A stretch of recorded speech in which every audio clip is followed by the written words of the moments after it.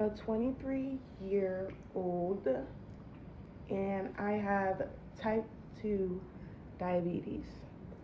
I just found out about it yesterday, but I've been feeling the symptoms of it for like over 2 years and just never got checked. Okay, some of the symptoms I would experience was I was extremely tired all the time. After I would eat, I was even more tired.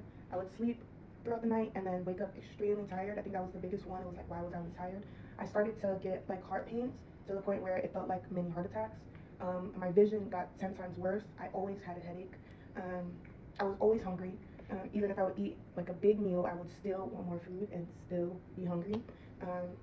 And yeah, I think those are the main symptoms of that. So I was watching this video and there are tons, maybe hundreds, but there's hundreds of people in this person's comments giving inappropriate food and nutrition related advice. If you are recently diagnosed with prediabetes or type 2 diabetes, no, you do not need to only drink green tea.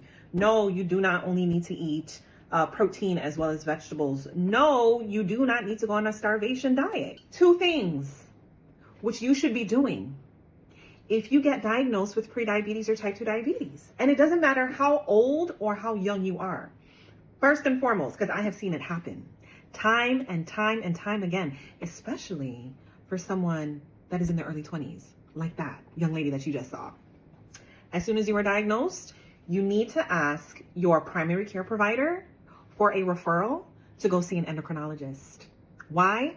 It may not be type 2 diabetes. There are more than just type 1 and type 2 diabetes. There's a whole gamut of different classes. So what you need to do is to rule out what type of diabetes you have.